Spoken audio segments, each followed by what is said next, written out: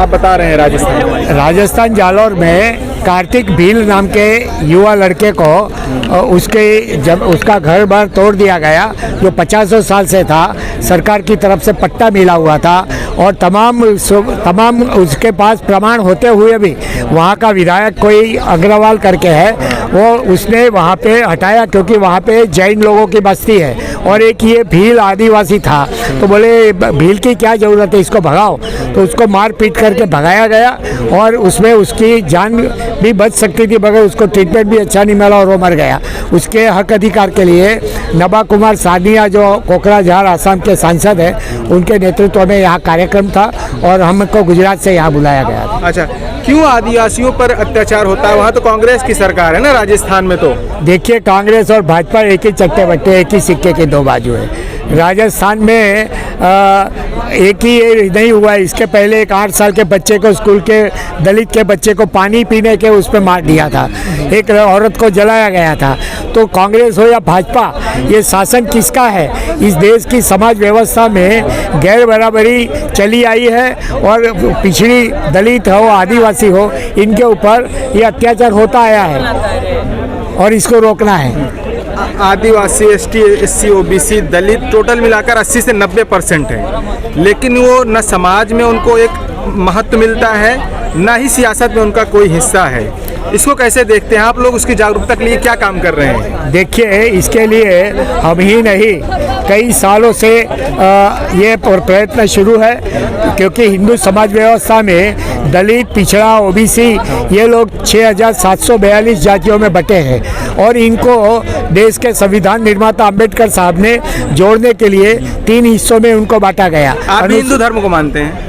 हम भारत के बौद्ध धर्म को मानते हैं। बौद्ध धर्म को मानते हैं, हिंदू धर्म को नहीं मानते? हिंदू नाम का धर्म ही नहीं है तो फिर मानने की बात कहाँ है? हिंदू धर्म का कोई नाम नहीं है, ये सनातन धर्म है। ये आज जो हिंदू धर्म बोलते हैं वो ब्राह्मण धर्म है, वो हिंदू धर्म नहीं है। बीजेपी तो है जो शोकमोड़ बताती है कि हिंदू है भारत में, तो किनको शामिल करती है? देखिए, बीजेपी बोलती है वो माइनॉरिटी है, वो लोग मुट्ठी भर है और वो अपने आप को हिंदू कहलाते हैं।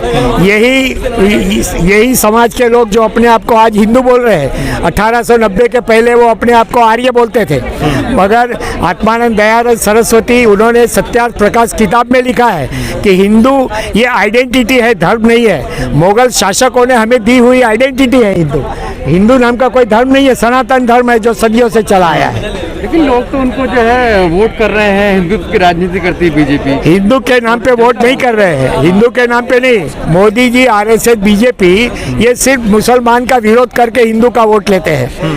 और आप लोग हिंदू होने के नाम पर उनके साथ शामिल भी हो जाते हैं? नहीं, एसटी, ओबीसी, दलित, एससी, ओबीसी जो जानते नहीं है, जो विचारधारा से जानते हैं कि हम लोगों को ये गुमराह करते हैं, वो नहीं उनके समर्थन में है। और आज उनका जो गुजरात में भी समर्थन दिख रहा है चुनाव में, वो सिर्फ और सिर्फ ईवीएम घोटाला है।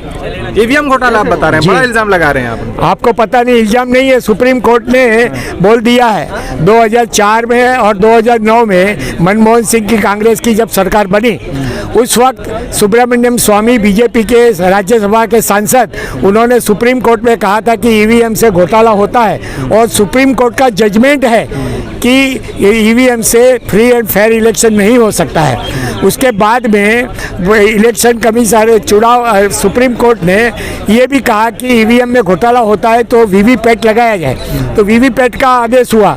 मगर फिर चुनाव आयोग, जो बीजेपी का सहयोगी बन के काम कर रहा है, उसने वीवीपैट लगाया जरूर, मगर उसकी गिनती नहीं किया। तो वीवीपैट के साथ अगर उसका मिलान होता है तो कभी भी बीजेपी नहीं जीत सकती। लेकिन सर, इलेक्शन कमीशन कहता है, चैलेंज करता है कि आप जो है प्रूफ करके दिखाइए सारे। देखिए, मगर वो प्रूफ करने की क्या, उसको मिलान करने में क्या दिक्कत है? वो कहते हैं रिजल्ट हमको जल्दी चाहिए। आज अमेरिका में कहीं पे भी चुनाव होता है, विश्व के विकसित देशों में भी वहाँ पे बैलेट पेपर से होता है चुनाव, वहाँ पे ईवीएम से चुनाव नहीं होते हैं। आज विश्व में सब जगह बैन है, मगर भारत पे ये ईवीएम लाया गया। ये ईवीएम को लाने वाले कांग्रेसी हैं सर। देखिए, ईवीएम को लाने वाली इंदिरा गांधी थी। जब मान्यवर कांशीराम साहब ने 80s में कहा था कि वोट हमारा राज तुम्हारा नहीं चलेगा, नहीं चलेगा। उस वक्त इंदिरा गांधी समझ गई थी कि ये 85% बहुजन समाज है, अगर ये जागरूक हो गया तो 15% का राज नहीं आ सकता है। इसीलिए इंदिरा गांधी ने 1980 के अंदर उन्होंने ईवीएम लाए, मगर उसका पहला चुनाव उन्होंने क्या केरल में ट्रायल किया और 2004 में पहली बार ईवीएम से चुनाव हुए और वो घोटाला करके लेकिन सर वो ये जो है बार बार जीतते आ रहे हैं। हम गुजरात की बात छोड़ दें, और भी जगह राज्यों में जीते हैं अभी तक, ये हिंदुत्व की राजनीति करके। हिंदुत्व की राजनीति का विजय है ही नहीं, है ईवीएम का विजय है। और ईवीएम 2024 में नहीं रहेगा, ये खत्म हो जाएगा, क्योंकि बीजेपी और कांग्रेस का अंडरस्टैंडिंग है। 2004 और 2009 में कांग्रेस ने ईवीएम के जरिए राज किया, तो सुब्रमण्यम स्वामी जब जजमेंट लेके आया तो सोनिया गांधी को पता चला कि इज्जत जाएगी, तो वो आरएसएस के मोहन भागवत को मिलके कहा कि भाई सुब्रमण्यम स्वामी का मुंह बंद कीजिए, हमने 10 साल राज किया ईवीएम के जरिए, अब आप 10 साल कर लीजिए। तो 2014 और 2019 में मोदी जी ने ईवीएम से किया। अब 2024 में कांग्रेस बीजेपी का अंडरस्टैंडिंग खत्म हो रहा है, क्योंकि अभी कांग्रेस खत्म दिख रही है। लेकिन ये सर कांग्रेस कैसे खत्म दिख रही है आपको? आज कांग्रेस के देखिए ना, गुजरात में क्या हाल है। यात्रा चल रहा है, हिमाचल जीते ना। अरे वो भारत जोड़ो नहीं, राहुल तो चाहेगा गए विश्व जोड़ो, ऐसे घूमने से कोई जुड़ता नहीं है। समझ में आया?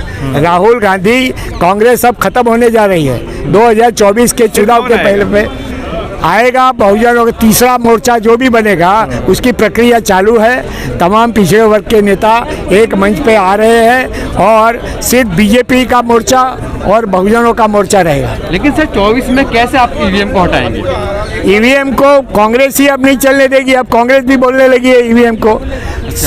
इसमें चुनाव आयोग की बदमाशी है। चुनाव आयोग क्या कहती है, ईवीएम के खिलाफ अगर आपको कंप्लेंट करनी है तो जो हारा हुआ दूसरे नंबर का कैंडिडेट होगा वही कंप्लेंट कर सकता है, जबकि 10 कैंडिडेट है, दूसरे कोई कंप्लेंट नहीं कर सकते ईवीएम के।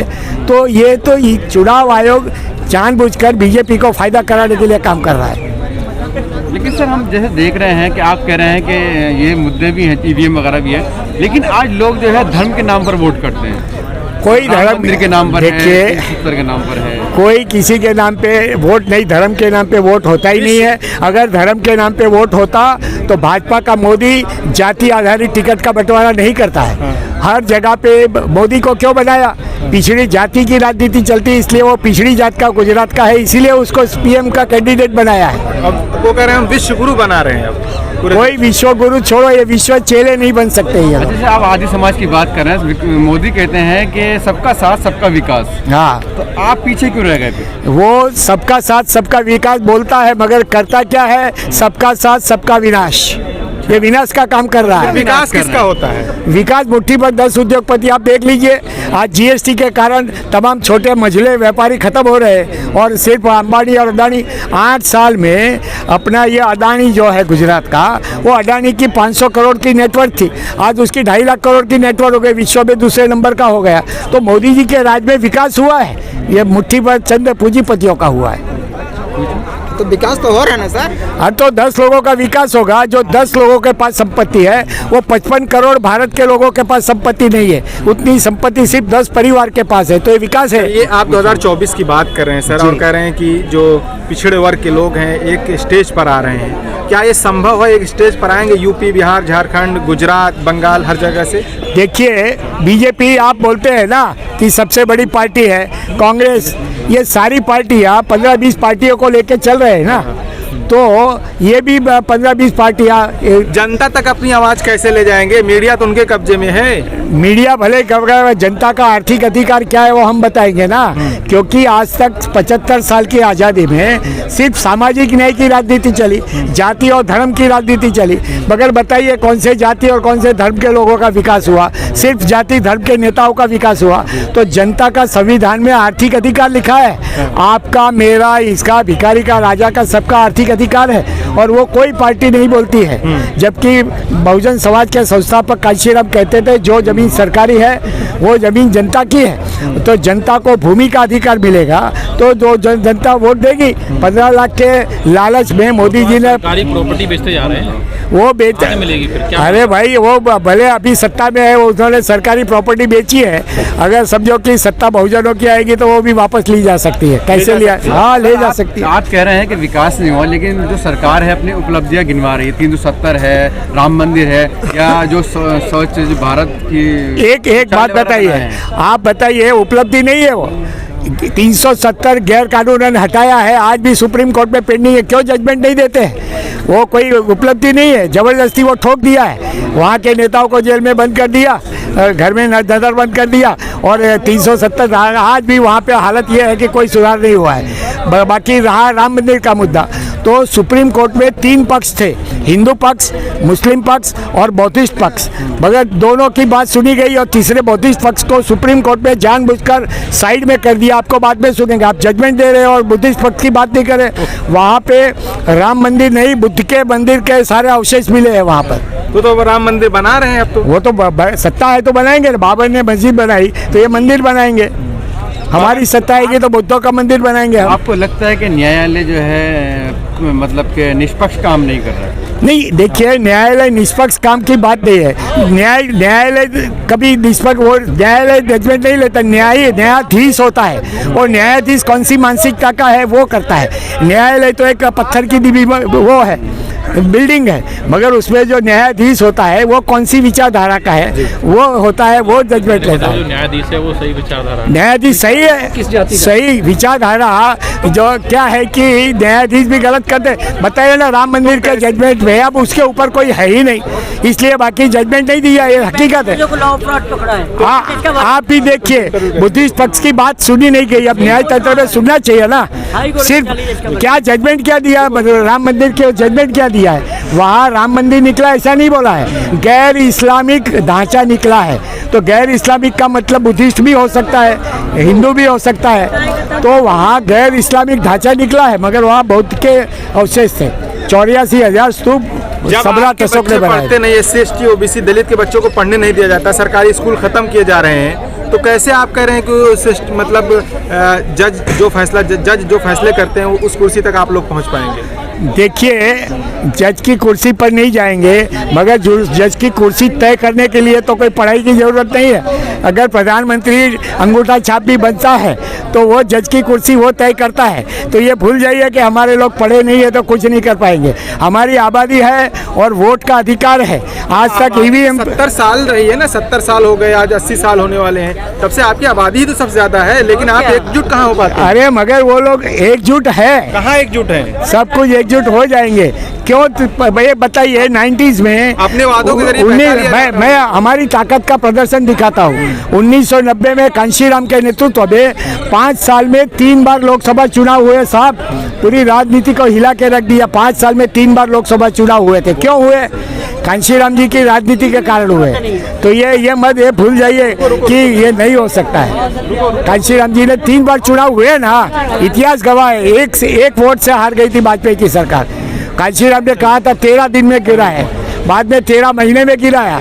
अब कांशीराम ने मरने से पहले कहा है 2020 के बाद जो लोकसभा चुनाव होगा उसमें कांग्रेस और भाजपा एक हो जाएंगे और अदर पार्टीज एक आएंगे, 2 मंच पे आएंगे। लेटेस्ट अपडेट पाने के लिए हमारे चैनल क्लाउड न्यूज को अभी लाइक करें, सब्सक्राइब करें और बेल आइकन दबाना बिल्कुल ना भूलें।